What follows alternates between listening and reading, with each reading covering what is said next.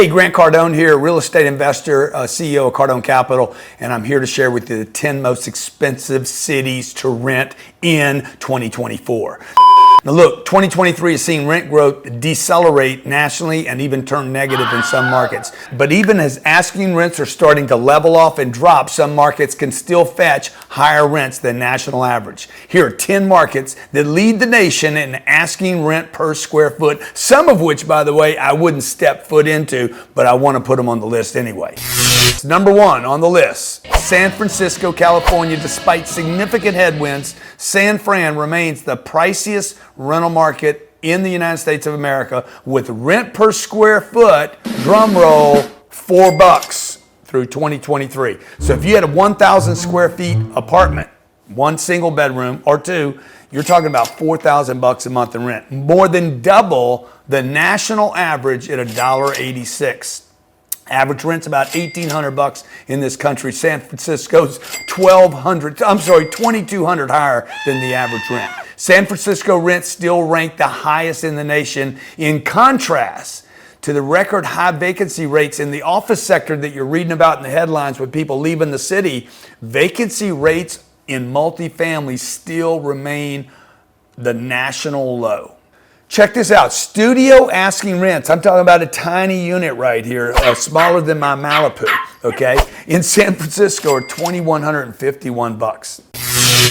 New York makes second on the list, an estimated $392 per square foot, $3,920 per 1,000 square feet. But unlike the city by the bay, New York rents are on the rise, not on the decline. Asking rents went from $377 in the first quarter of 2023 to $392, almost breaching $4. With a vacancy rate of 2.5%, some of the lowest in the country, New York remains one of the tightest multifamily markets in the U.S. Average asking rent per unit ranges $2,536 to $4,700, with an average across the city of about $5,700 a month. Number three, San Jose, California. Just outside of Palo Alto, the Mountain View, Silicon Valley, Apple, Meta, and Google, boosted by high-tech salaries and higher home prices. There's a scant multifamily inventory. Rents are significantly above national averages at $334. Look, I know homes back there, 1976 one-bedroom, multifamily apartment buildings where the rents are $9,000 for 1,500 square feet.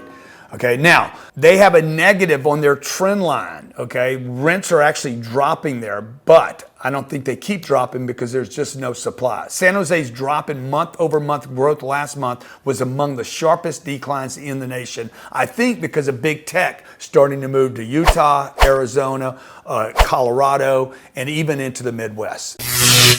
Number four on the list is Boston. Boston is home. I mean, so many great barriers with Boston, with the water, the city. It's home to asking rents that average $312. Unusual within this list, Boston boasts not only the high rents, but also significant upward rent growth. All the headlines are not bad. They're getting rent growth because of low supply, high absorption, and year-over-year rent growth for the Boston market in the third quarter was actually up almost 3%, compared to the national average of less than 1%. Number five on the list, and one of my favorites, as much as I hate the West Coast, Orange County, the home of Donald Bren, my fanboy. I'm a fanboy for Donald because of what he built there.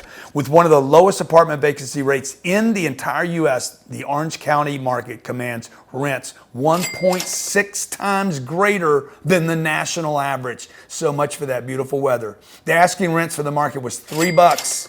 So for every 1,000 square feet, you're paying $3,000. The rare combination of high rent per square foot and a surging rent growth establishes excellent conditions in Orange County for multifamily owners and operators, as long as you can collect that check, and you can't ever guarantee that from your boy Newsom. Number six, East Bay, California, across the bay from San Fran. This market is relatively affordable, crime-ridden as well, but still commands significant higher rents than most of the nation. Why? Hey, I don't know. Isn't that where that movie, this is where Training Day was made, and Sons of Anarchy. Hovering around $3 a square foot for most of 2023, and the average asking rent per square foot in the East Bay is expected to drop to below $3 in the fourth quarter. This decrease comes as more multifamily supply comes online, new properties. As it was previously known, this region was for a very limited supply.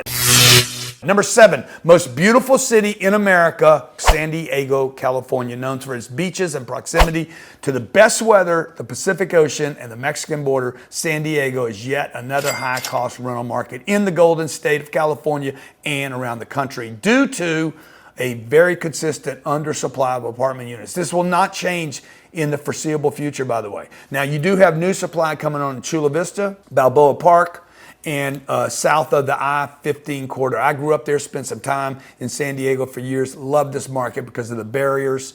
Again, the only threat in this market is your governor, Newsom, which they ought to put a noose on. But this is still a positive indicator for apartment owners and operators. San Diego is currently 22nd in the country for rent growth in a market that's having flat or decreasing rents.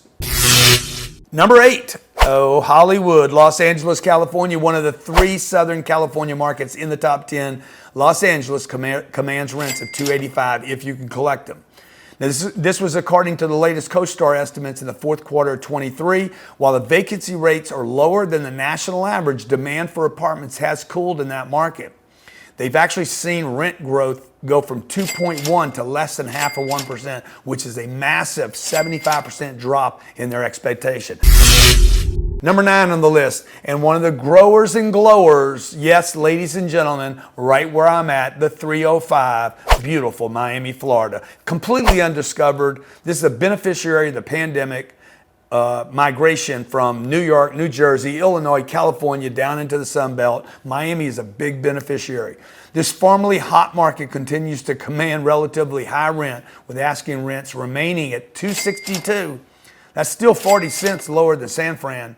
Okay, year-over-year rent growth has dipped from 4% growth to down to 1.1%, and that's because of supply. We have new units coming on. Despite the downward trend, though, rent growth in this market remains above the national average and is not expected to drop into negative territory. At the same time, the Miami market is facing elevated supply pipeline that I mentioned, with the 7th largest apartment inventory pipeline in the U.S. I'm talking about cities like Dallas, Nashville, Austin, Texas, big supplies coming on. Houston, not so much, but this could put some pressure on Miami. Last thing I'll say about Miami. The thing that's going to save Miami is New York, New Jersey, Illinois continue to make blue state decisions, killing their people, and people continue to come down to Miami, Fort Lauderdale. This whole southeast corridor is going to benefit.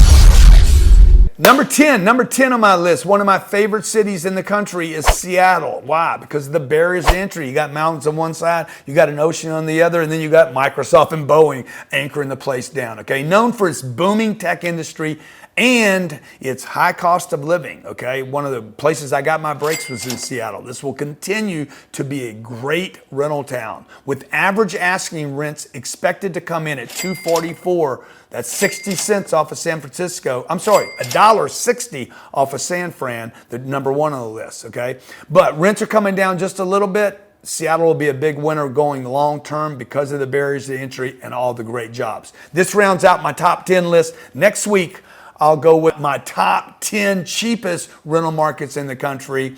If you're enjoying this channel, make sure you subscribe to the channel and post in comments, what city are you in and what are your rents where you live?